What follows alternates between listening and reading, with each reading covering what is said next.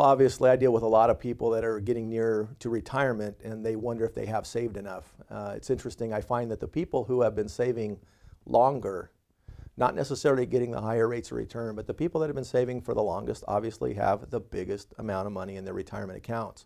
It's really important to realize that it's the time involved in letting your investments grow that is far more important than either the amount you put away or the type of interest rate you return. I'll just give you one example. If a person, a teenager working, maybe getting a summer job even, starting at the age of 14 through the age of, 14 through 18, let's say for a period of 5 years, if that person would put away $2,000 per year over that period of time, that would be $10,000. And then put away no more after that, just from that contribution alone, a growth rate of 7% compounded annually would allow that account to grow to just under $300,000 at age 65.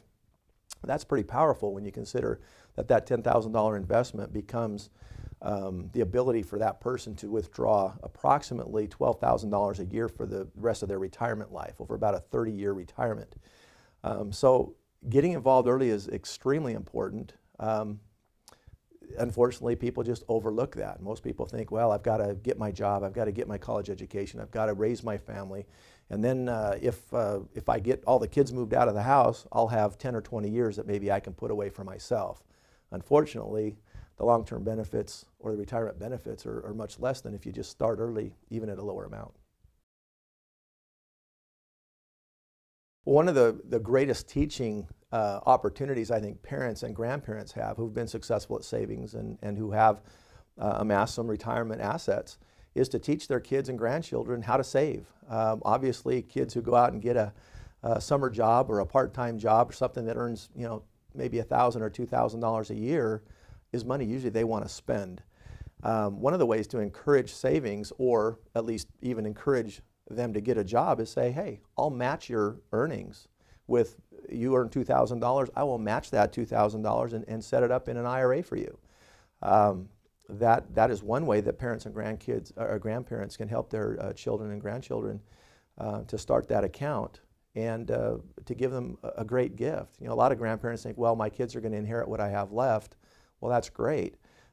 In 20 or 30 years, there might be some left, but just think of the power of just giving $2,000 a year, like I mentioned in the example earlier, for 5 years to a grandchild or to a child until they get out on their own. That's an extra $300,000 30 years for, 40, 45 years from now that they can use and make a significant difference. And not only that, there's a tax ramification to gifting. We know we can give up to $13,000 roughly per year per adult gift donor, and also as a gift recipient per each recipient. So, if part of that becomes an IRA gift, that's money that's actually reduced from the estate value of that person's estate. And obviously, if the estate tax rules go back down to where an estate is taxable over $1 million based on the Bush tax cuts expiring this year, that could be powerful. That's money that that person's estate won't have to pay later. So, it does have kind of a double benefit, even though the gift itself is not a tax deduction on income tax. It's a nice gift that can benefit a child or grandchild significantly and even reduce the future death taxes or estate taxes when the donor finally passes on. Well, I believe that the best IRA to have, especially if you're contributing when you're young, is the Roth IRA. If a grandparent or a parent, especially if somebody else is contributing or giving that gift to that child, they're not going to get any tax benefit immediately from it. They're just getting the benefit of gifting that money. The nice part about a child that earns $2,000 or $3,000 a year, they're not going to be in a tax bracket. So a tax deductible IRA or a standard IRA, the normal IRA everybody contributes to, doesn't really have any advantage.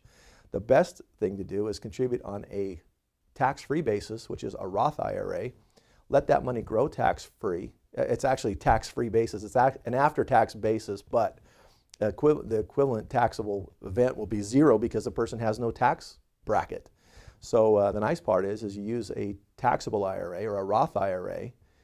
pay no taxes now, have it grow tax-free, and you get the money out tax-free. So that $12,000 or whatever that income is when you reach 65, that retirement income stream will come tax-free to you forever. So, don't overlook the Roth, especially when you're young.